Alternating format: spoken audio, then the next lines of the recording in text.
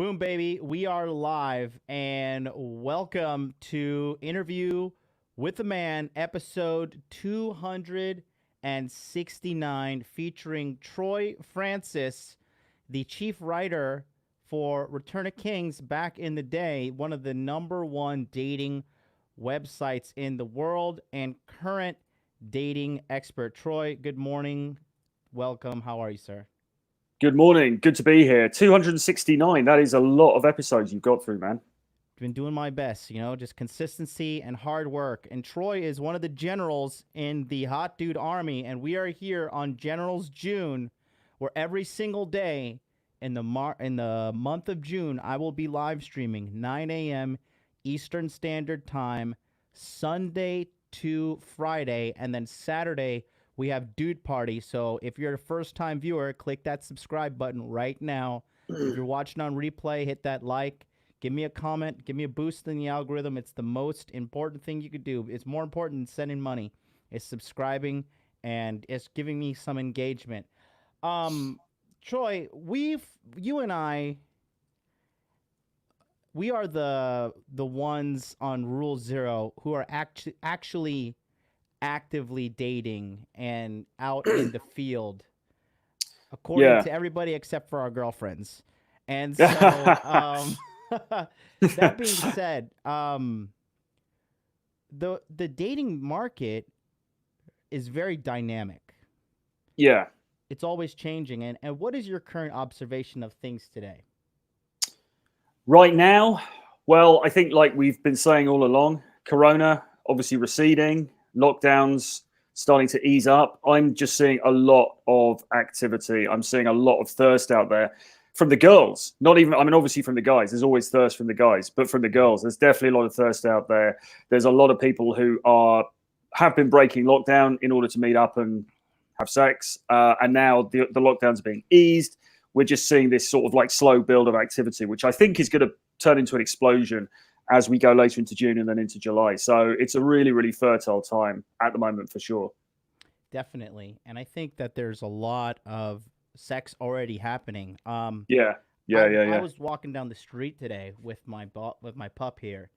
And honestly, I just needed to get out of my house to run to the Apple store to my space bar on my computer. The 2018 models for the MacBook Pro, they have a problem with the space bars and the keys in general. So actually, if your keys get stuck and you own one of these, they have a free keyboard replacement program. All you have to do is take it in because they're default. They're defunct. They're broken.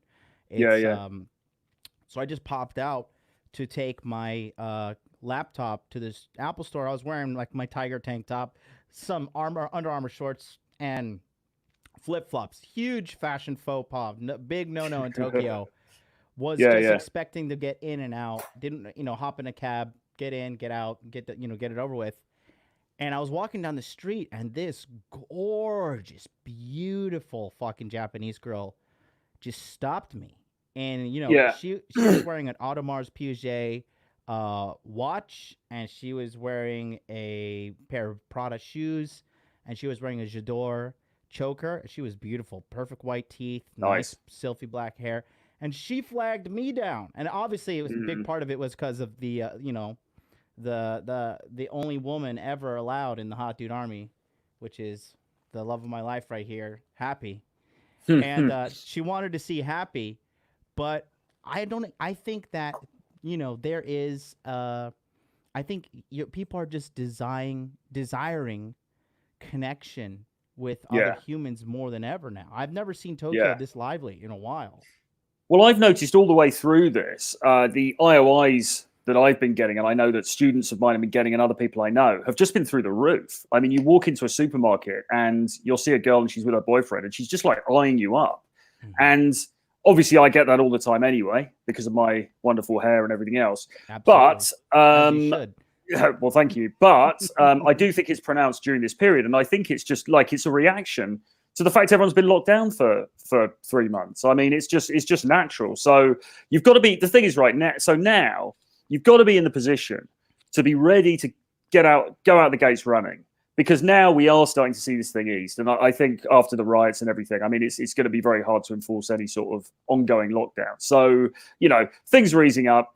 Now is the time. You've got to be ready. You've got to go out there and be ready to smash, basically, because now is definitely the time.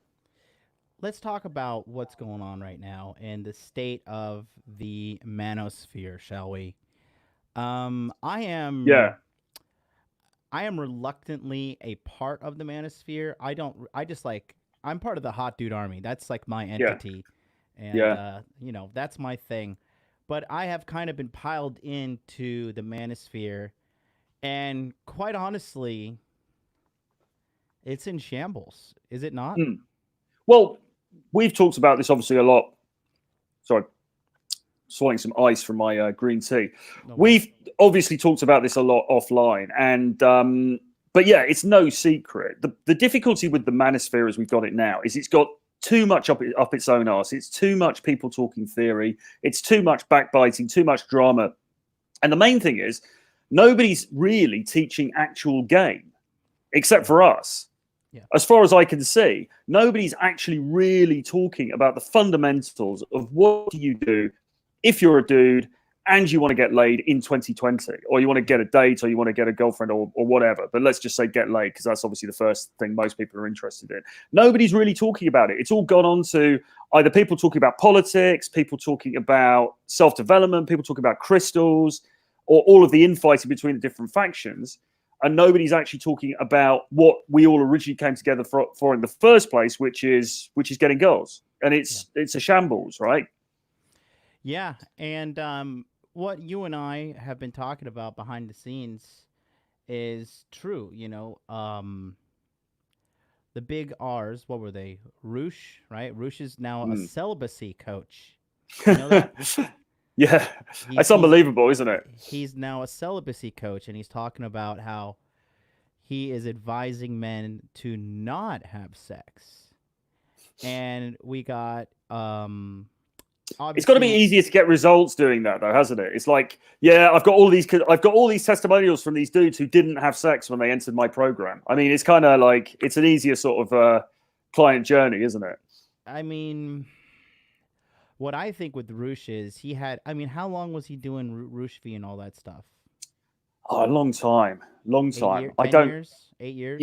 Yeah, I think so, yeah. Somebody yesterday, I did my Red Pill Sunday sermon, and they had the audacity to say that I would come to Christ in my 40s. I was ashamed and I was insulted. But you've been to Christ already, haven't you? I mean, You've been there and you've come out, so... Yeah, you see, Roosh V is doing it the opposite way. You see, he was an idiot, then he learned how to get game, but he didn't really learn game. He just learned how to have sex with girls. And, when I read about his stories about how he was trying to, like, wife up that chick, that Polish chick who, like, clearly had a bunch of red flags, I mean, it just shows you anytime these guys have a, like a mental breakdown in their 40s, I mean, you're very mentally there. I wouldn't associate with you if you weren't. And I believe, I could tell by following your Twitter, which your Twitter is fantastic. It's very, very insightful, very good player wisdom in all the tweets that you have that you sent out. And that's how I knew you were the real deal, by just reading these little things. I knew you wrote them, and I was like, this motherfucker, he's got game for sure. And, when you have game, you kind of become, how can I say, you become impartial to female nature. You just kind of become a mercenary. Like, yeah, I understand that you may have a boyfriend or whatever, but I mean, I'll fuck you 3 or 4 times and, send you back to him. And you like, don't fall in love. I feel honestly, guys who are really, really red pilled, they don't even like search for love or fall in love. Like, you know what I mean? Yeah. Well, I feel the same way. I mean, I felt for a long time that I think what we call love is a bit of a made up construct anyway, to be honest, without putting a massive damper on the show already. But like love in the romantic sense, it's a bit of a fairy tale that's been told by society. It's not really how things go down. So when you get guys coming to this space and they're saying, how do I get a girlfriend, or how do I meet, the one, or how do I fall in love or something, that's a red flag as far as they're concerned, because you can tell that they haven't had the experience to have that knocked out of them yet. Do you honestly, at this point in your life, Troy, like, so I have Miss MLD in my life, right? And like, to say, do I love her? I guess I can say yes, I love her, but it's not like the love that people think. It's like, I put that woman through hell and high water. She's still like, for me, she's a really rare case.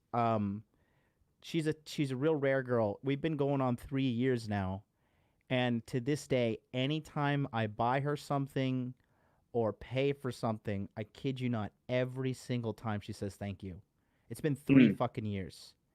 Yeah. And we went out to a little cafe this weekend, took her out, even when I paid for the taxi, and I bought like, dude, I think I bought her like some drinks at a 7-Eleven, like a tea and whatnot, and she was like, thank you. And I haven't seen her in a while, so I had forgotten just how grateful she is. And, I guess, yeah, like I said, do I love her? Absolutely. But it's not like I'm sitting on a cloud and, I love her. It's like a logical decision. Like, because this woman, she's been with me since I had nothing. And she really did love me even when I was a bum. But now, even now that I'm a winner, she loves me too. So like, I do love her, but not in the sense like I didn't get into the game to get love. I get into the game to fuck a bunch of hoes because it's fun. Yeah. I did as well. Yeah. And that's the thing. So would you say that have you ever like set out to look for love, or are you just looking for those ejaculations? No, not at all. I mean, when I got into it, and I've been slightly, I don't think I've ever been entirely blue pill, because I saw my parents divorce and I saw a lot of shit that happened there. So I've never been completely blue pill, but I was slightly blue pill at the beginning. I thought, and this is when I was really young, like 18, 19, whatever, I'd get a girlfriend and, you kind of try to do the normal thing, but pretty quickly. And even then I was pretty cynical about it. And I came out of my first sort of longish term relationship. And then I started to do game. I started to go to nightclubs and bars and things and just do just go and hit on girls. And then later on, I started to actually learn game itself. And as soon as I learned that there was this thing called game and there was this sort of like set of techniques that you could learn, my thought was just, well, I just want to take this to the max. I just want to have as many experiences as I can. There was never a part of me that was thinking, I can just use this and then I'll find this wonderful unicorn and we can fall in love, And I know dudes that did, because like the guy in London who was my first wingman, I remember saying to him one time, so what are you in this for? What's your purpose for this? And he said, I just want to meet like a cool girl and settle down.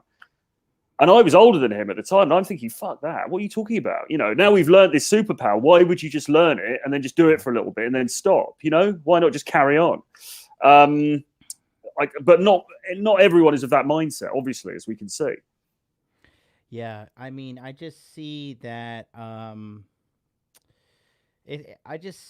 see a lot of guys getting into game for the wrong reason. Like when I see people on Rule Zero asking us like, can I find a good wife in Japan? You're asking the wrong questions. Like, yeah, it's not like you can just, it's not like Build-A-Bear where you just go to a vending machine and put like $5 and you're like, I've got this wife that will be forever compliant and forever never cause me a headache and 100% going to be an angel. It doesn't work like that.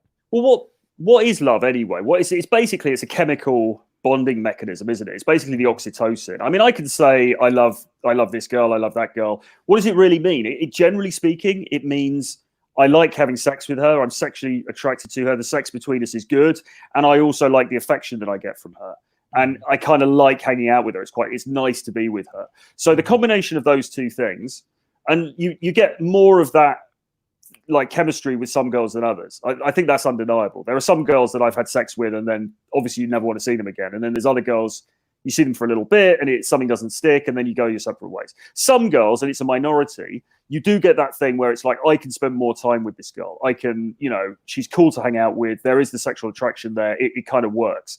And we call that love. But love is just a word that we've applied to that. Because could you have that with somebody else? Yeah, of course.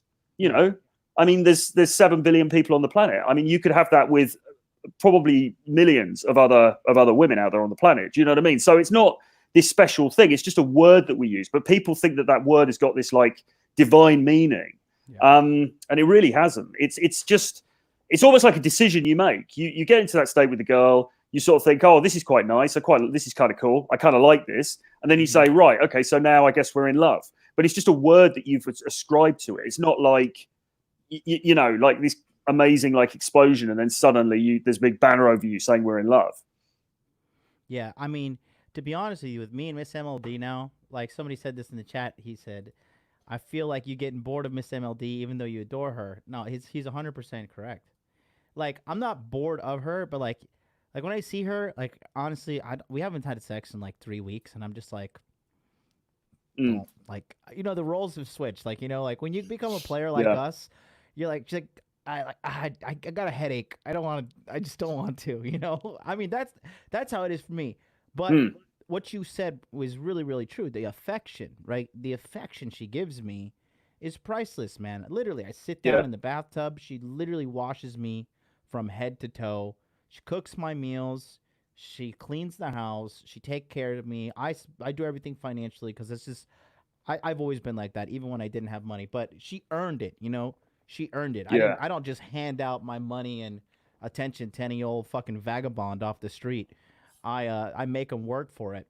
And now at this point, like, honestly, it's next level. Like, because, like, honestly, even if I found out she was like banging some dude right now, I'd kind of be like, whatever, just like, don't get AIDS. Like, I still like you. But at the same time, like, if you want to like go and, you know, you want to go be with that guy, like, I'm just so impartial. Would I miss her? Yeah, probably a little bit. Would it be hard to replace her? Definitely would be hard to replace her, but could it be like, a lot of guys are just, they get into game with a really, really needy mindset, and they like, I need this girl, and she is my end all be all, and like my validation comes from women, and like if I don't get women, I'm not valid as a human, and I'm just, a lot of guys, like, there's levels to this game. Like, for example, like, what's your body count at right now? It's over the 200. I'm not sure the exact figure, to be honest, and that's 100% completely honest, but it's definitely up there. So, you know, I mean, I mean, obviously I'm getting on a little bit as well. So that's, you know, I know there are guys younger than me who probably got that, and that's cool. But yeah, you know, it's certainly up there. Yeah. And so what are some things you've learned, let's say, after you've been with, how was Troy different when he slept with 100 girls versus Troy who slept with 200 girls? I think you just get less and less invested as you go on, really, and you can see the sort of you can see the patterns behind it all. The more you go on, the more clearly you can see how it's all a sort of pattern. How actually a lot of these girls are very similar in the way that they act, and they all say, by the way, they'll always say, "I'm unique. You know, you'll never find anyone else like me. I'm just like this unique snowflake." And they all think that, but actually the reality is, they all kind of act in a very, very similar way. You know, all of them. And it's sort of like and once you start to know the game, it starts to become almost a little bit monotonous in the end, in a way. And that's when you get to this point where, as I've said before, you're almost turning up to meet her, and you're kind of almost hoping she's not going to turn up. You're hoping she's going to flake. You're hoping she's going to make an excuse not to meet you, because then you could go and do something else instead. And ironically, it's when you get to that stage, obviously, that your results go even more stratospheric, because you've got zero neediness, you know? Yeah, definitely. I think that, like, you know, I think a lot of guys, their ego is really, really, really tied in with their pursuits of love or relationships, whatever you want to say. But when it comes down, let's get back to the nitty gritty of it. Like, obviously, you decided to teach a game and stuff, right? Yeah. Let me ask you this. First of all, like, why did you decide to teach game, and what was the choice in your mind that made you, like, want to do this? Well, I mean, you want to help other guys, right? Because this stuff was passed on to me, and it was actually passed on to me freely, most of it. I don't think I've ever done an actual paid for boot camp or anything like that, because all of that stuff became more of a a thing a bit further down the line. So for me, it was like I was just reading stuff on the internet and going out and taking action. And I was like really obsessive. I mean, because I've got quite an addictive personality anyway. So I was like really, really hammering it for a long time. Going out every night, going to clubs every night for a long period of time and bars. And then when I got into day game, going out and doing day game every night after work, you know, really racking up the numbers and then starting to write about it. On top of that, firstly on forums, you know, for other guys for free. And then obviously I got into writing for Return of Kings and then doing my own stuff and everything like that. So just this really like obsessive kind of going out and just doing it the whole time for a really, really long time. And then when you've got all of that knowledge, then you know you want to pass it on to people because you want to help people out. Because I know how it was for me before I had this knowledge, and I know that there are things that I've done in my own life, that I've experienced in my own life, that I can pass on to other guys, and I know that it helps them. I've seen it help them. I've seen it transform their lives, their dating lives, and so that's the kind of the main motivation for me. I think really. Yeah, I just really wanted to pass this on to people, but then I started going to my direct inner circle, and I realized like a lot of people, they don't want to learn this. They actually think it's immoral.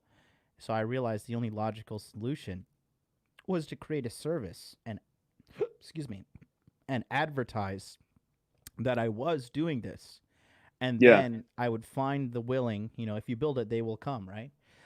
So that's why I did it. And, you know, you and I, we kind of came to the mutual conclusion with Hot Dude House and everything that we're actually going to hit the ground running and do as much as we can to help as many dudes, because nobody's really teaching red pill game.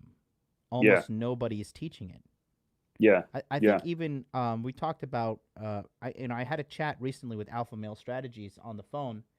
And great guy, wonderful man, and very, very helpful, very, very useful consultation. And, you know, Myron Gaines booked it, and me and him were talking to Alpha Male Strategies. But even I didn't even notice this, but he tells guys, like, to be on your purpose. And he's not mainly telling guys about dating. He's teaching guys to be on their purpose. Now, I guess that's what the hot dude life kind of is too, because I always tell guys you should be building, you should be making money, making muscles, and learning game at the same time for the rest of your life, because there's always levels to this game. I had, like, for example, I just took the puppy pill, and I didn't realize that I took the puppy pill, and I didn't realize that this thing right here is just a magnet. Like, it's if I can explain in one word the women and their behavior with this puppy, it is literally the word intrusive.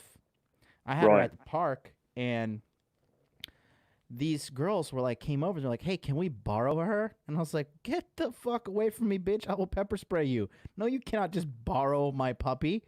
And like I said, you know, there's just so many things that you can use to garner to collect female attraction that you can then you know, turn into a sexual encounter. But again, nobody's really diving deep into this. So people aren't really teaching the rudiments of game anymore, and we actually dived into it a little bit on the show, on the Rule Zero show on Saturday, because I was talking through the old mystery method stuff. Now, I know obviously on the show we agreed that stuff is kind of outdated in some ways, but at the same time, there is a sort of a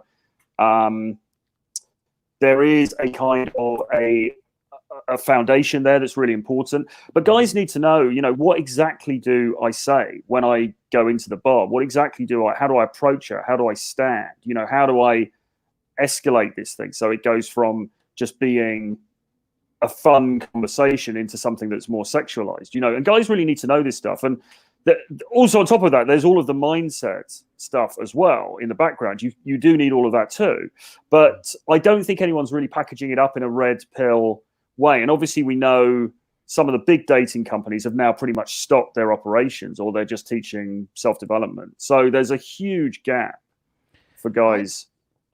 I've noticed something as well. and I want to ask you about this. I've noticed a lot of people. I've noticed a fitness guy recently doing this, and obviously Roosh, Victor Pride, but everybody has, and RSD, all of these four brands independently have stopped talking about whether fitness or game or whatever, and they have switched towards a spiritual woo-woo kind of thing. Yeah.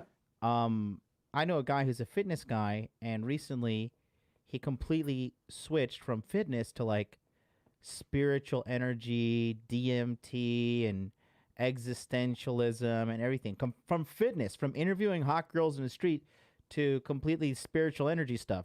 Victor Pride, you know, I never really was a fan of Victor Pride. I could see the marketing.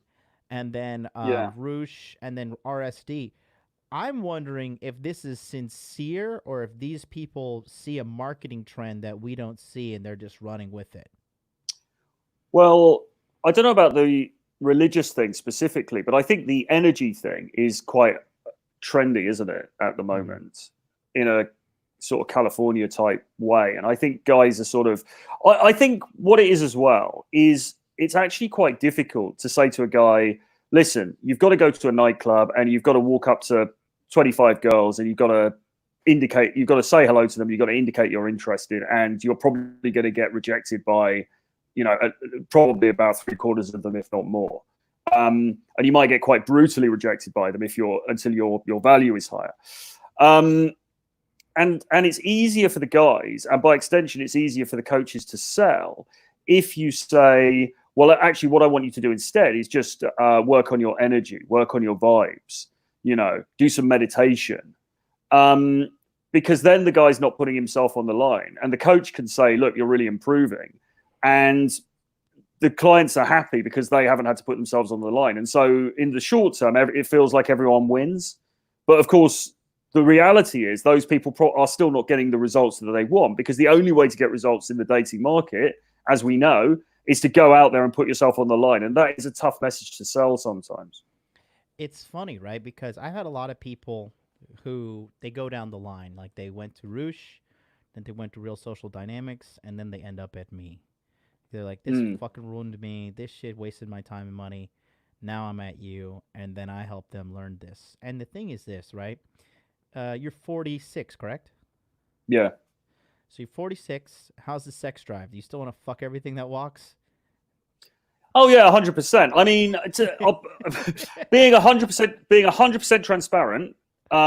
It possibly, I think in the last year or so, I feel like I've slowed ever so slightly. But the reality is, I don't think it never goes away. I mean, I know guys in their 50s who are doing this stuff, and they are dating girls in their early 20s, and they're having an amazing time. I mean, the male libido, it never really goes away until maybe you hit 70 or something like that. But look, I mean, there's a long time that you've got out there as an individual, and if you can keep your value reasonably high, that's a whole lot of, you know, banging that you can do across the decade. So, you know, why waste that opportunity? And a lot of guys, Jesus Christ, a lot of guys they feel that like it's kind of game over once you turn 30, 35, 40, right? They just feel that it's over, man. It's fucking over. Black pill, bro. It's fucking over, dude. You're in your 40s and you are still doing very well, right? Women in their 20s are still interested in you. Yeah. I think a big part that a lot of men either don't want to realize or don't realize is that it's amazing how much what we do as men to get more sex in women. I mean, how much part of your business day are you like, I want to make some more money so I can fuck some more hoes? Let's be honest here. Probably 98%, probably.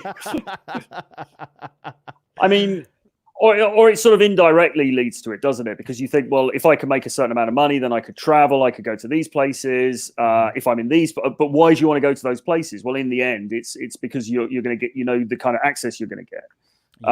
Or if I do all this work now, then maybe I can work a bit less then when I'm at this destination. And you know, what drives all of that for most guys? Well, it's the fact that they're looking at how they can get laid most effectively, right? I mean, I don't even count a vacation if I get laid on it. If I don't get laid on a vacation, I'm like, this fucking vacation was a waste. It didn't count. Yeah.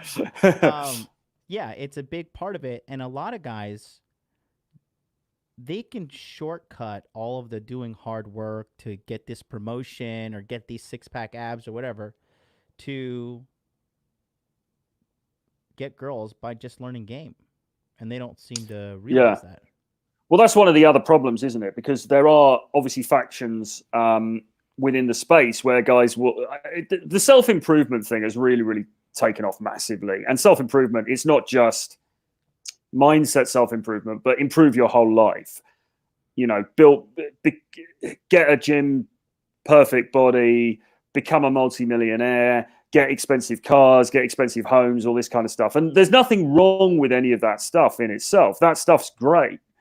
But you don't need it to get laid. And this is, and game in its essence was never about, well, just make $1 million and then when you walk into the bar, the girl's going to think you're impressive because you're clearly rich and, you know, get your jaw fixed and then you'll be better looking and do all of this stuff and then you'll get girls. The idea of game was don't do any of that stuff, but understand the psychology, understand the techniques and get girls anyway.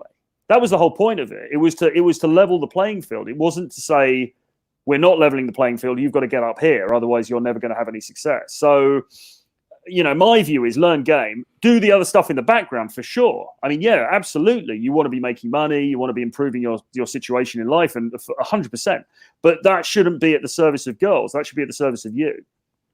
Right. Definitely. And well, my whole philosophy is like, you know, you got to be extraordinary. A big part of being the alpha male, if you will, is being above average. Like, you know, I've never had a single stream of income. I've always had double or triple streams of incomes, right? I've always had this entrepreneurial spirit to me. I've always been a hustler. I work very hard in my private life. Even when I go on vacation, I work hard. I just love working. I love winning. I love these things. I love, you know, and personally, I love destroying my fucking enemies. In business, you know, that's the new war. And I would say we have been pretty successful in destroying the Red Man Group, but honestly, it's mostly been to the credit of themselves, destroying themselves, to be honest with you. Yeah. I think it's just that competitive male edge that also can translate into a sexual one as well. Well, yeah. And I really like what you just said, actually, because to say you've got to be extraordinary, I think that's absolutely true. And actually, I said something very similar to that in my CAD Academy course. And it kind of ties in with sort of Robert Greene a little bit in his Art of Seduction. He says something, he's got some similar concepts in there. This idea, you've got to be larger than life. You've got to be just something above just the general, like, normie sort of, you know, dude who's just got the, you know, the stereotypical 9-to-5, sitting in the basement, all of that stuff.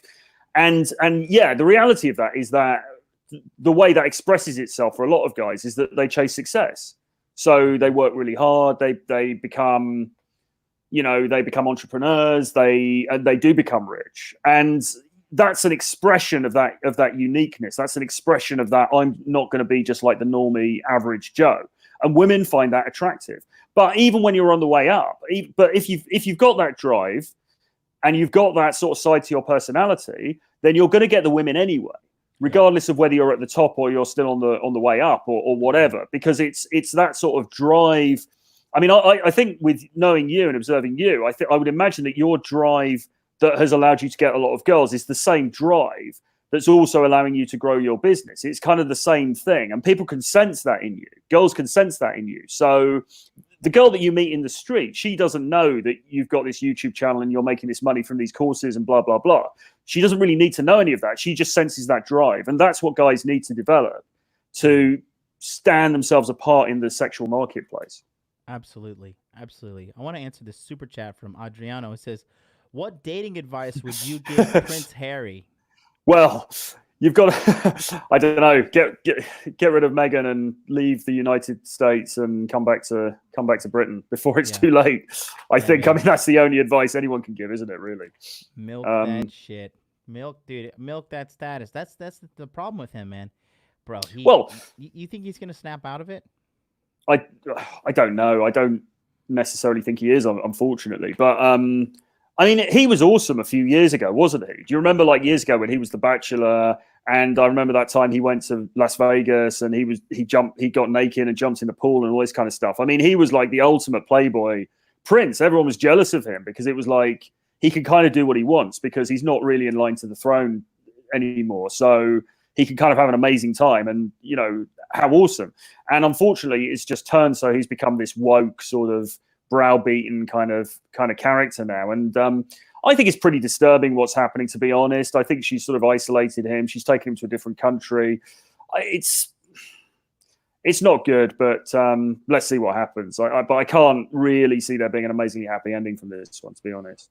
I would really hope he divorced her and got rid of her. But, I mean, you can just see dude, let Prince Harry be a lesson to all men on why you need to learn game. Because look at Prince Harry. Let's be honest. He's a playboy and womanizer and all that stuff. But I wouldn't go as far as calling him an alpha male. I just think he's getting a lot of pussy in the past based off of status. Because, you know, you're the fucking Prince of England. I mean, could you imagine how much pussy you would get if you were the Prince of England? Yeah, definitely. Although, well, let's not touch on Prince Andrew, who's obviously got his own issues at the moment with the Epstein thing. But I mean, I think Harry is one of those guys who he is an alpha. He's a sort of socially approved alpha in the sense that, you know, he was in the army, he's done service, all that kind of stuff. I mean, he's kind of got he's got that, he's ticked those boxes of alphaness. But he's certainly not somebody who's red pill, let's say. He's certainly not somebody who probably understands the underlying dynamics of any of this stuff. Because why would he have to? He would never have, you know, he's not going to have been reading Rational Mail or anything, because why would he ever have felt the need? So, unfortunately, I think he's one of these guys that may come to a sticky end. But, you know, let's see what happens.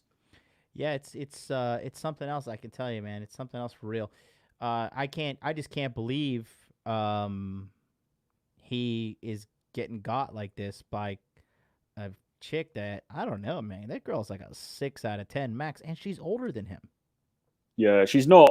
I've never thought she's particularly attractive, really. And yeah, you're right. She's older than him, which is another no-no, really. Do you know, I've never dated.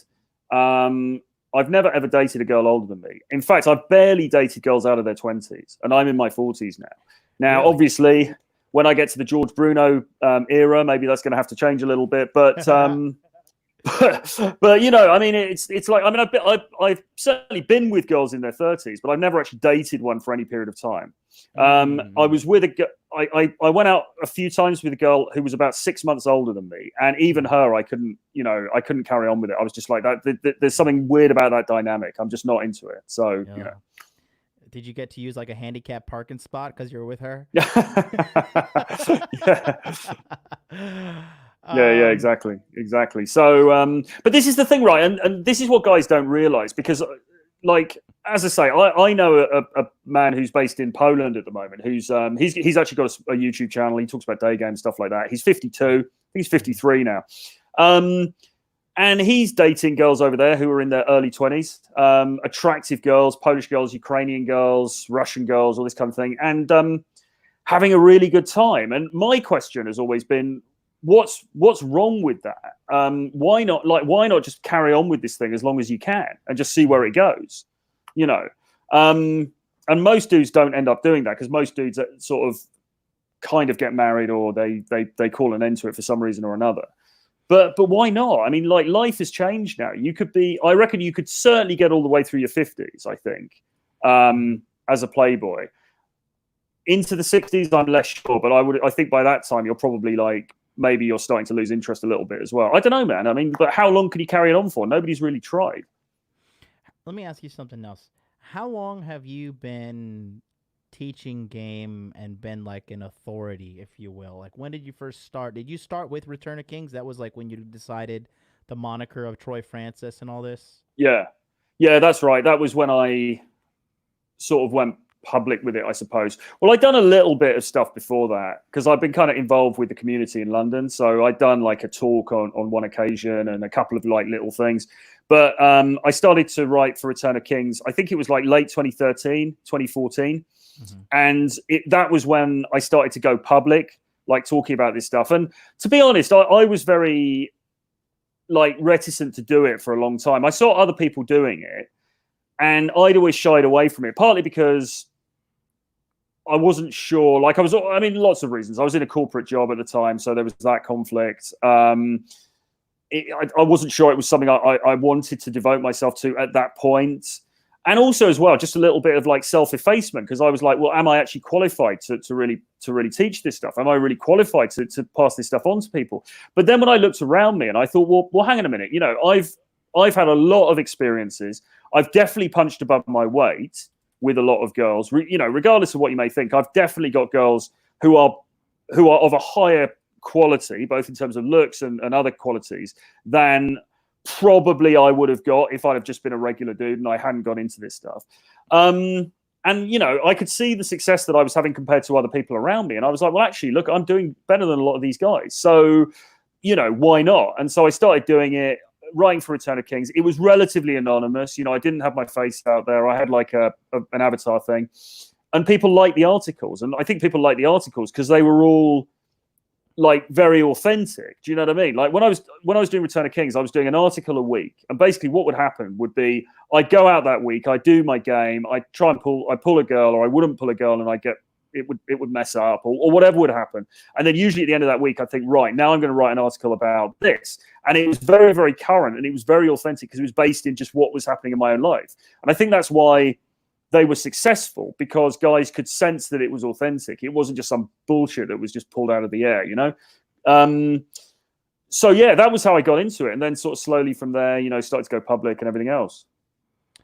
Yeah, I mean, I remember reading your stuff and Donovan's stuff, and I just remember, like, I definitely remember your name and definitely Donovan's name. Everybody else kind of blended in, you know, obviously read Roosh's stuff. Yeah. But obviously a lot of things have changed right now.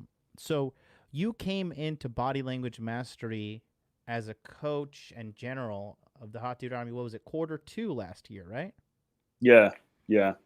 And with all your experience being in the game and, you know, obviously teaching people about the game for over 7 years now, what did you notice about Body Language Mastery, the dynamic in there, and the webinars and all these things? What was the biggest thing that you noticed that was valuable for men in the world who are trying to learn game? Well, those webinars, I mean, there's a couple of things. Firstly, the course itself, really, really valuable, because you've got an actual filmed girl doing body language tells, which is really, really useful. And I never had anything like that when I started this stuff. You know, you get books and you get articles and you could sort of try and work it out, but to actually see a girl acting out those body language tells that you need to know as a player, that's really useful itself. But the webinars were a revelation to me, actually. And the thing with the webinars, it's just a group of guys talking openly about this stuff without having to worry about saying the wrong thing on YouTube and getting shut down or whatever. You know, it's just a very, very authentic sort of conversation. And it allows individual guys to get help as well, because I know that you nearly always do like a Q&A. So it almost always becomes like a Q&A session, and people will just ask their questions, and you could spend a lot of time talking with one particular guy about his own specific issues. So it's really helpful on an individual lesson, but obviously everyone listening to that gets their benefit as well. But to me, it was really refreshing to do stuff on Zoom webinars, private Zoom webinars, because to me, it almost reminds me of the old days. You know, when I first got into this stuff in London, there was an online forum called London Seduction Society, and everyone was on there just like posting messages, posting reports and blah, blah, blah. And it was all very sort of secret because you had to be a member to look at this stuff. It wasn't like on public display. It wasn't like Facebook or Twitter or something. And then those forums started to close down and it became less fashionable and everyone went on to social media. But obviously, because we know the problems with social media and it's all very, policed and everything else. So there's a sort of like a freshness and a kind of an underground feel to those webinars, which is really, really helpful. But ultimately, it's just men helping other men. It's guys swapping notes, which I think is an amazingly powerful thing. Yeah, I honestly, when I made Body Language Mastery, I was, marketing the front end, which was the course, as something that would have been of value. But with the webinars, I had, to be quite honest with you, this is going to sound egotistical, but bear with me. I just had no idea how good I was at game, but more importantly, and it's going to sound bad when I say this, but how bad the average guy is at game. They are really bad. The average dude really just doesn't know what the fuck he's doing and doesn't know what he's talking about. There's a lot of deep blue pill conditioning out there in the world. And I mean, good Lord. It's everywhere. It's in the music. It's in the media. It's in stuff you don't even think it's there with. It's kind of incredible though, isn't it, really? Because we've been aware of this stuff for a long time and we've lived it and everything else, you sort of think everyone else knows it now. You sort of, like, I was almost thinking a few years ago, it's almost all of that stuff has been covered already. So guys know it and now we move on and what's the next thing? And I think that maybe that's why a lot of these guys are into like getting into crystals and chakras and all that stuff, because they feel like they need to move on to something else. But actually the reality is you don't, because there are new guys coming into this space every single day. Yeah. And they don't know any of the old stuff. They probably don't even know who Roosh is. They don't know, even the basics of this stuff. So there's a whole, and that's got even worse because obviously all the big companies, the big names that have been closing down. So there's a lot of work to be done just to bring everyone up to speed. Yeah. And a lot of guys, there's so many people that need help. Like, I think the one thing I do different from Anthony over at 21 Convention is like, he wants to be the star. He wants to be, everything has to be about him. That's why when Rich and Rollo came in and they started taking the spotlight away from him, he was going full inbred on everybody. And for me, I bring in the people that I know are the best around me. Like, for example, I don't know if you know, I know you haven't met him yet, but like Myron Gaines. He's really good. I've never seen a guy that good at night game before. Never. Yeah. The guy is very good at night game. And also, he's a motherfucking Adonis. His body is perfect. The guy is a tank, and he's sharp. He dresses well. He really has his shit together. So I was like, okay, I'm going to bring this guy in, because personally, I don't know about you, but I hate nightclub game. Are you any good at that? I used to be really good at it. These days, to be honest, I don't do it very much because for various reasons, lifestyle reasons. It's too late. I can't be asked with it. It's, all of that stuff. But I used to, that was where I cut my teeth. I used to do night game the whole time. But these days, not so much. Me too. I used to go to the nightclub every Friday, Saturday, and Sunday. I used to go to Club Bliss in Orlando, and then on Sunday I would go to Rock Room. And I would always go to these clubs, and I would always go out. But like now, just as soon as I step foot into the club, like I get in a bad attitude. I just don't like being there. I just like the atmosphere, everything. I'm like, this is just not for me. But Myron's really good at it. I bring in people like you who are really good at day game, who has filmed your day game sessions that have been a success. And absolutely. Those. We talk about everything that's going on with your courses and all the other stuff that you've done, because you have a body of work that you have presented to people. I personally enjoy your fashion and your fashion webinars as well, because a lot of guys don't know how to dress. We're lucky to have some flavor, but a lot of dudes, they're just white rice. You know what I mean? It's terrible. So I think that the most important thing is collecting the team of excellence. That's what I do. I bring in John from Bulldog Mindset, multi-millionaire, real estate genius, affiliate marketing genius, programmer. I mean, I've got all kinds of people, and they're all being featured here on the show. But I think another thing is this, like, guys, they just like, how do I get the girls? How do I get the girls? How do I get the girls? And it's not that simple. Like, first of all, you have to change as a person. Like, you don't understand how your bad habits and multiple facets are affecting you. Like, for example, just little things. Like, before a girl comes over, what do you do to your house, Troy? It's got to be tidy, man. It's got to be immaculate. You've got to have the atmosphere right in your room. You've got to know that everything's you've got to know where the protection is. You've got to know, everything's got to be set up for the sex to take place. Absolutely. And a lot of guys just don't know that. A lot of guys, I've been to some of these dudes' houses, and they got that dirty-ass ring in their toilet, that like mildew ring in the toilet. They got the stains, the house is dirty, it stinks, You have to be obsequious with your cleanliness if you want to be at that tip-top level, and you always got to be ready. There's a bunch of things that go into this thing. It's like people who like, I want to be a millionaire, right? Okay, so you want to be a millionaire, but they don't understand, like, what are you watching on social media?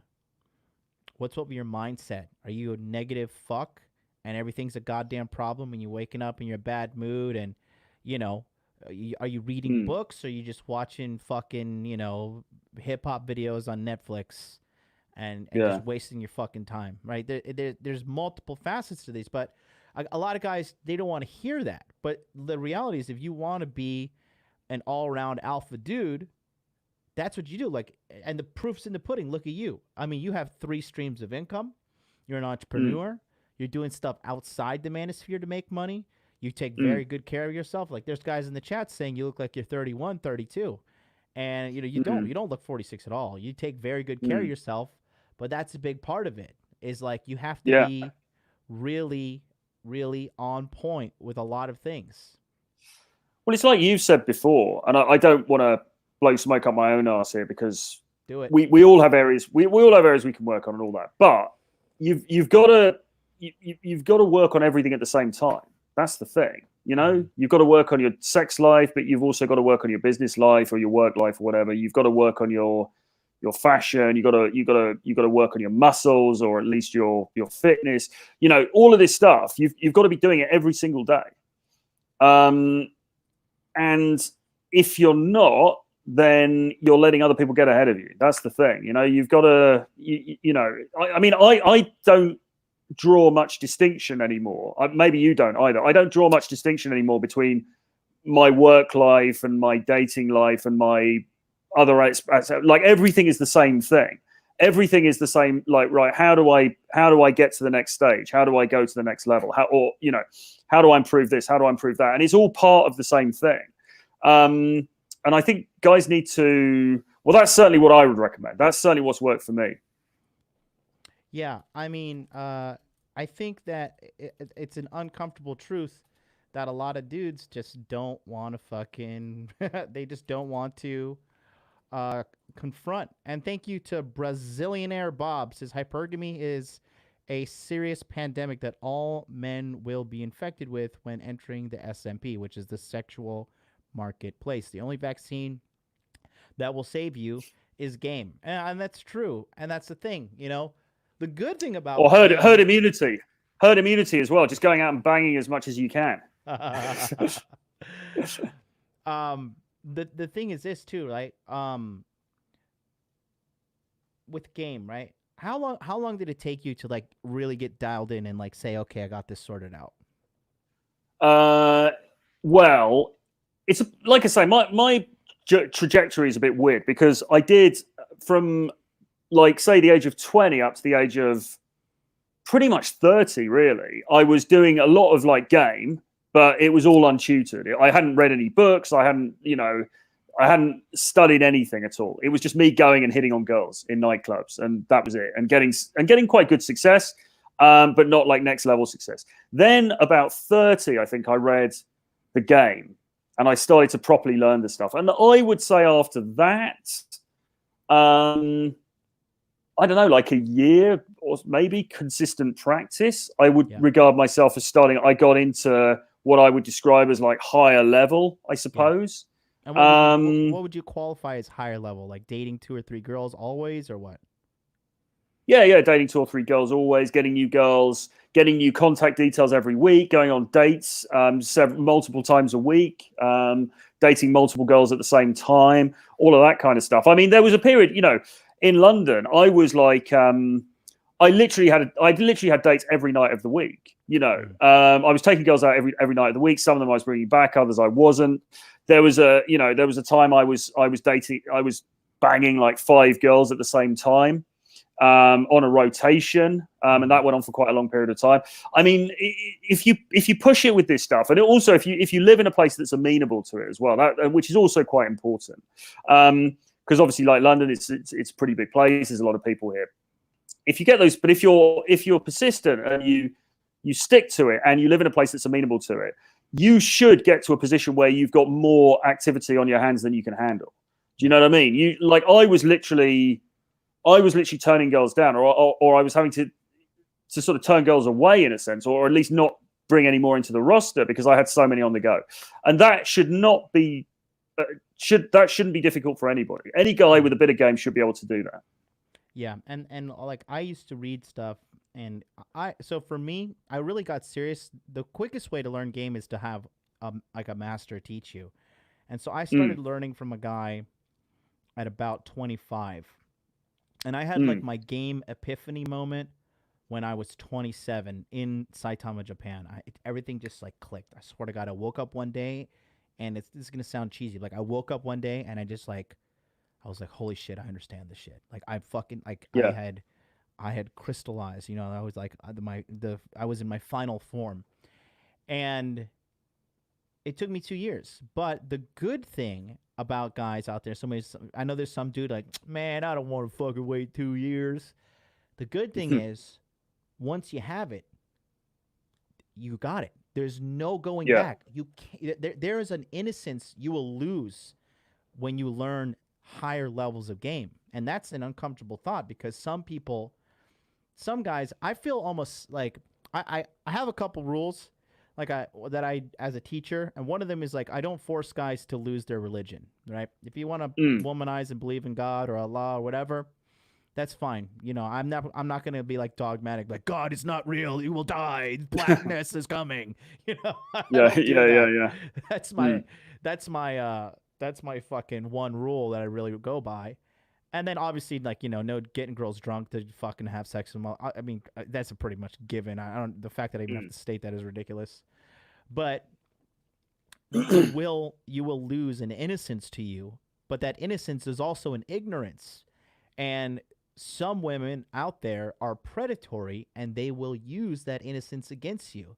Case in point, Meghan Markle and Prince Harry. If you guys look at that relationship, who the fuck do you think is in charge of that relationship? Who's really pulling the strings? It's 100% her, and it's and even on a even on a smaller level. I was say that it's just being pulled in a very bad direction for Harry. She's reaping the benefits. Yeah.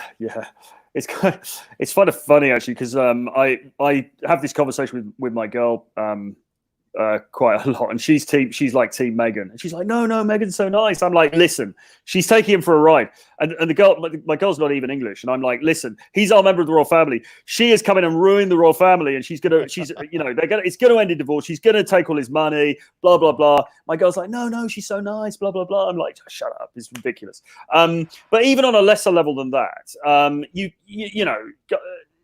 it's a cruel world out there, unfortunately, and you get guys who go to the bar and they get ripped off for drinks, or in worse cases than that, and you've got to be pretty chody for this to happen, but you could end up taking her for dinner and she'll take advantage of you. I know guys who've ended up buying girls like things like iPads and stuff like that because she's so she needs help because she's studying and she hasn't got much money, and I just said I'd help her out this one time and blah blah blah. You can get manipulated, and you need to snap out of that mindset. You don't want to be somebody's mark. you want to ask, for all you guys out there that might be on the fence, or kind of like, I don't know if this is for me. I don't want to lose my innocence. Go talk to a man who has been taken through the divorce court, and ask him how sweet and loving that woman was in their life, and how sweet and loving she is after the divorce as well. Well, yeah, and I personally, right, and I don't think you do so much. I don't get too much into the bitter side of this space, because there's already a lot of people who are talking about, oh, women do this, women do that, how terrible. Look at the divorce rate machine and blah blah blah. I don't really get too much into that, because I prefer just to look for positive solutions. I prefer to be like, look, these are the opportunities. This is what you can do. Let's move forward. But look, there is a lot of truth in that stuff. I mean, a lot of guys who are very unwary and they don't understand the dynamics of the marketplace, they get ripped off and they get hurt in many different ways, both from on a lesser level emotionally, because they end up getting dumped or they get cheated on or whatever, to the top of the scale, where you end up having kids and you end up with a mortgage and a big house and everything, and it all gets taken away from you. So there are a lot of bear traps out there, and guys need to be aware, and they just need to protect themselves. Having said that, like I say, I always prefer to put a more positive spin, because there's also a lot of opportunities as well. Absolutely, yeah. And I don't do. By no means do I sit around and harp on, like, you got to learn a game or you're going to get fucking divorce raped, bro. Like, I don't do that. But I let the men know the true nature of females, both the positive and the negative. Because I as you know with me, I'm very transparent pretty much about everything. And, I'm not even wearing pants right now. A lot of people think I stream with pants on. I always stream in my underwear. Myron Gaines thought that was funny the other day. There's underwear game. But I'm always transparent with everything. And I think it's my philosophy with teaching game is you should show the men everything. You should lay all the tools out on the table and let the men take what they want as they go on their journey. Right? Some guy's gonna pick up a handsaw, a double barrel shotgun, and like a bottle of water. Right. Another guy's gonna pick up 2 knives and like maybe some matches. You know what I mean? Like, I just present the tools for the men to go on their journey, and they take what they want to take and they go on their journey, because every man is on a journey on his own at the end of the day. Yeah. Well, somebody's written in the chat, women will despise a man's idealism and innocence. And I think that's true. I mean, I think ultimately, I think women are out for themselves, but so what? I mean, no one said life was fair. And I think a lot of guys are too naive in some ways, because really, why aren't you out for yourself as well? And probably, the guy who's been dumped or the guy who's been duped in some way wasn't out for himself because he bought into a false expectation of human life. Because look, what is the default biological state for guys? What do guys really want? Really, they want to have sex with lots and lots of attractive young women. That's kind of what men are programmed for. Or like Rollo puts it, what is it? Unlimited access to unlimited sexuality or whatever. That's what guys really want deep down. But then you get all these guys who pretend that they don't. And they're like, no, I just want to meet a good woman and we can go to church together and have a nice house. And that's my problem with a lot of these trad dudes on Twitter, because I kind of think, but you don't really want that. Like, you're lying to yourself and you're lying to your audience if you're saying you want that. Because really, I bet you, if I gave you $5 million and you could just go and live in, you could suddenly transport into this amazing like Hollywood star life, you would be taking full advantage of that. So instead of thinking, oh God, it's so terrible because women are out for themselves, I think you should sit there and think, well, actually, now I'm out for myself. What do I want? And how do I get it? And that way you're going to be a lot more wary about people trying to do badly by you. Yeah. And a lot of guys, they don't seem to realize that, like, if you want to be for, like, there's levels to this game. There's scrub, there's player, and then there's pimp, right? And like, you're at the pimp level, I'm at the pimp level. We got multiple women, all these bitches are doing my bidding, right? I got to get some of my other bitches to help me prep for Miss MLD's birthday. But like, you know, like, all right, chop chop, ladies, we got a birthday amongst us. But you know, there are levels to this game, and a lot of guys, they just don't seem to realize that if you want to have eternal sexual success, you gotta play the long game. Yeah. Right? You can't play the short game. And a lot of guys think, you know, I just want the girl now. And like, yeah, I could teach you to say a couple things, and I could probably get a guy results 3 to 6 months. But long-term results, it'll take a year. But after that year, guess what? If I fucking get hit by a bus, or I fucking die, or I find Christ and delete my channel, whatever, you know, man, you're still going to have that knowledge until the day you die. And is that not worth getting information for it? You know what I mean? Yeah. It never really leaves you, I don't think. I mean, you can get rusty for sure. Yes. You can definitely get rusty. But all you need to do is just go out for 2 weeks or 3 weeks and keep pushing it, and you'll get back. You never really, once you've seen the other side of this, I don't think you ever really lose it. You can't go back. There is no going back. That's why that's why they call this community the red pill, because you take the red pill, there's no going back. Once you get a taste of the truth, it's addicting. I mean, did you have? I call it I call it a red pill gluttony phase, right? Where you just you just constantly consume red pill content, and you go out and just like fucking and fucking and fucking, and like just like your life is just like gym, tan, laundry, like fucking Rule Zero, dude party, fucking hoes, lifting weights, making money, and you do that for like 2 to 3 years. So because it's addicting. The truth is addicting, and it's like. It's like, you know, it's like a fucking drug, to be honest with you. It's so like just refreshing in a world of lies. Well, I remember I've had lots of like little epiphanies and stuff, and you know, when I've read Rollo's stuff and I've read stuff, different people and things like that. But I remember getting into day game in a serious way in London, and I remember being on the London Underground one day, sort of subway, you know, wearing my suit and everything, going to work because I was still in my corporate job at this time, but I was going out and doing day game as well.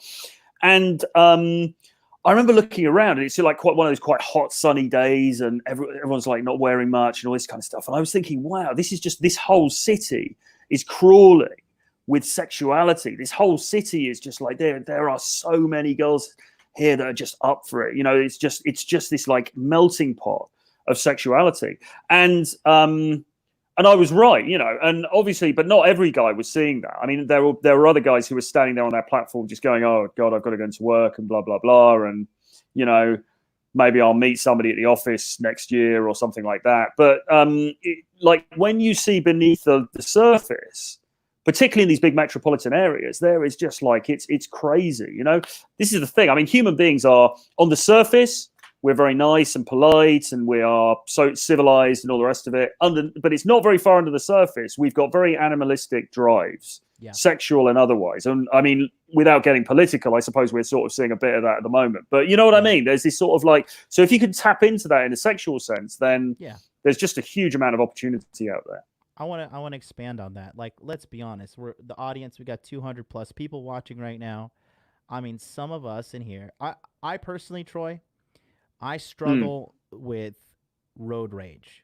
So, like, if somebody honks the horn at me or is just getting impatient, like, I in my heart of hearts, and I know it's illegal, and I'm using this as an example, so don't fucking report me. But I seriously, I like want to fucking kill the guy. I'm like, I'll get out of this car and I'll kill you with my bare fucking hands. I'll fucking murder you. I'll kill your family. I'll kill everybody in that car. I'll drive to Mexico and I'll escape because fuck you. Don't you dare encroach on me. And I know that it's not, I mean, I know that those feelings are not unhealthy. I know that that's normal for men to have this kind of aggression. And we have all of these raw feelings on all humans under us as well. And part of learning game is really getting down to the nitty gritty of human psychology and understanding that, also understanding the female side. Like I was with This always happens to me in Japan, right? Anytime I'm walking around with my girl, obviously I'm a little bit foreign. You know, I wear gold chains. I kind of stand out a little bit. I'm a foreigner. And every time I'm with my girlfriend, the girls look at me, right? They look at me, they give me a quick up and down, and then they look at my girlfriend and they give her like a very like up. You know, for me, they'll probably scan me 3 seconds. For my girlfriend, they'll scan her, and I could see their eyes processing the data from the feet up for about 5 to 7 seconds.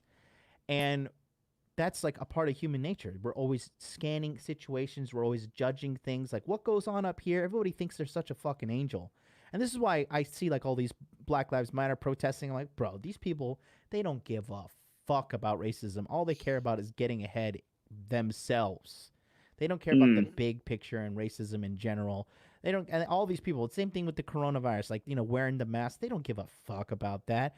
These people just talk about herd. Like, some people are just, they're slaves. They're fucking sheep. They're followers. You know what I mean?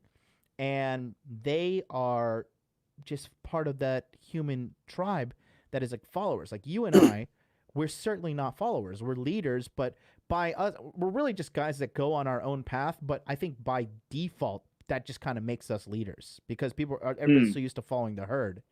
So I mean, there's so many so many different levels to this. As this guy said, that got dark real quick.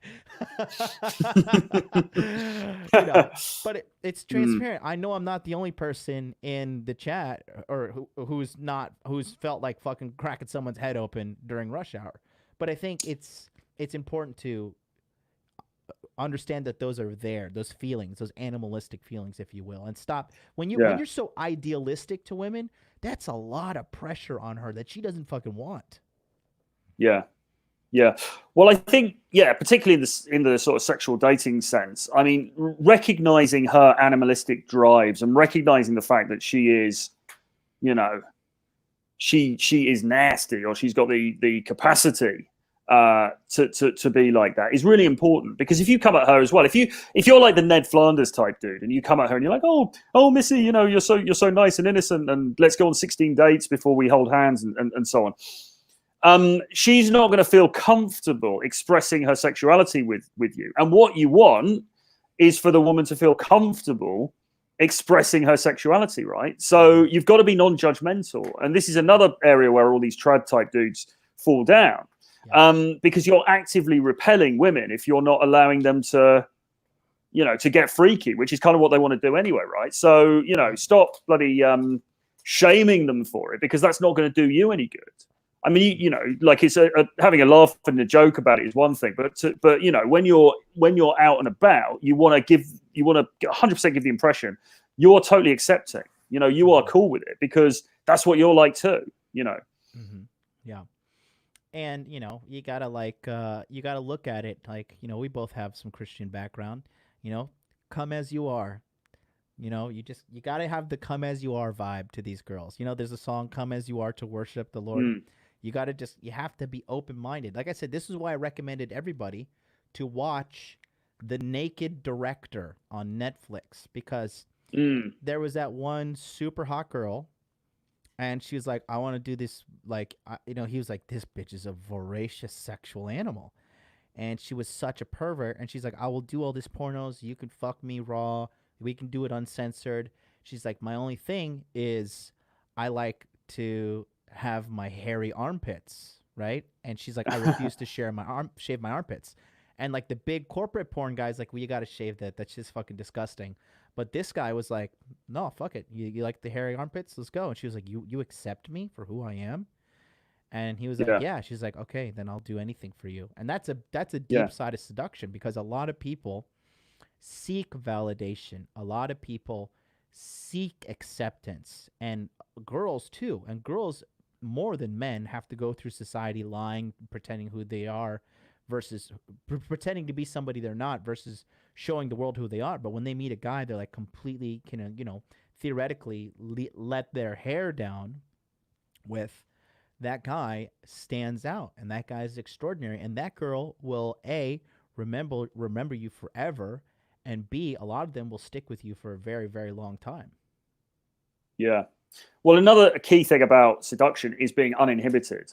I think. And again, Robert mentions this in his list of charisma tales in that book. But, you know, if you can be uninhibited sexually, and I don't mean running around and waving your dick around or something like that, but if you could give off that vibe that you are a sexual guy and that you are interested in sex, you're interested in her sexually, you are non-judgmental, then that's going to get you to where you want to go very, very quickly. And I think we've all had that experience when you've just had sex with somebody, you've just met maybe a new girl, you've had sex, and then you go out into the street and suddenly you've got all these girls like looking at you and sort of being drawn to you. And that is because they can pick up on some level that you've just had sex. Maybe it's like a pheromone type thing or whatever. The more that you can have that just day to day in your daily life, you're going to find you're drawing girls to you because they're drawn to that animalistic, that kind of sexuality type thing. Whereas, you know, a lot of guys are very like, they're too stiff and they're too sort of in their head kind of thing. And that's not very sexy. You've got to be a little bit like uninhibited. You've got to kind of let it flow. You've got to be a little like, don't give a fuck kind of attitude. And that's going to draw her to you, you know. That's kind of higher level stuff. And it's quite hard to teach. But that's when I've had really, really great results. It's been because of that. It hasn't been because of my lines or what I've said or, you know, all this kind of shit. It's been because of that vibe. Do you know what I mean?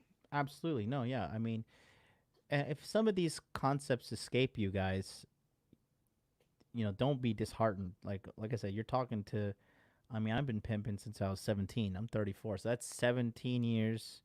And then you started at 30 and then you're 46. So that's 16 years. So yeah, between even before that, I was still out and about doing it. It's just that, right. Yeah, you know, my sort of formal gaming period from 30.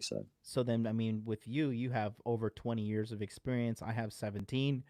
And so, I mean, there's a lot of this is a very high level conversation for you guys. But again, that's what we're here to help you out with. And that's what I've dedicated my life to it's helping men achieve excellence. Because I kind of, to be honest with you, Troy, I thought like, you know, body language mastery, it's not gonna be important anymore after a year or something. Like, people are not gonna care. But like, even now, the waiting list is like 100+ again, and I've only doing promotions for 8 days. We still have to get to the end of June, and I'm seeing the back end numbers. And if this is any indicator, and if pandemic pickup was an indicator, I mean, this thing, the thirst for this knowledge really is out there. And that's why I brought in guys like you, because it's getting to the point that I can't handle everything by myself anymore. I am forced to create some generals in the hot dude army, if you will. And honestly, I would never have it any other way. I think you're a very valuable guy. I really love the fact that we've digitally met. I love the fact that we're going to be doing Hot Dude House. I think a lot of good things are coming. And guys, don't forget, June 25th. Right here, Body Language Mastery is going to be going live. Well, there's only 5 days to sign up.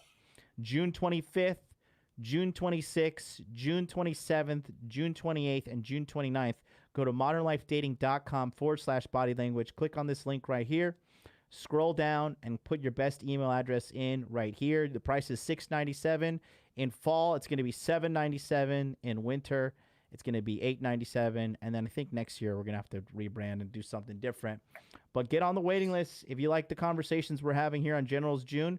Don't forget, go ahead and follow Troy on all his social media. Troy, you want to just tell the folks where they can find you and everything?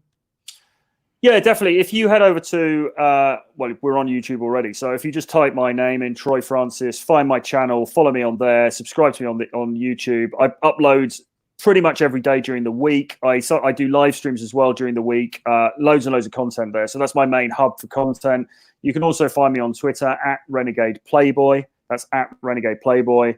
And links to everything else is on there. I mean, I'm on Instagram, Facebook, etc., etc. You should also, when you're on my channel, my YouTube channel, sign up for my daily free email list as well, because I send out an article Monday to Friday, absolutely free of charge. So yeah, find me on there. Also as well, on June the 15th, I'm releasing a collection of my best of, if you like, my best of collection. It's called Renegade Dating Domination. There's over 400 pages of material in it. There's 187,000 words. There's over 150 articles. It's longer than Catch 22. It's longer than the Grapes of Wrath. It's the biggest collection of game writing and articles I think there's ever been put together. So loads and loads of material in there. Look out for announcements for that during the week. Beautiful. That's going to do it for us today, guys. Don't forget, it's General's June. So every single day in June, you will find me here working hard for you, 9 a.m. Eastern Standard Time, where we will help you get money. We will help you get muscles. We will help you get game. Listen, another thing real quick. On Thursday, I want to say something. On Thursday, I'm having a very, very important guest.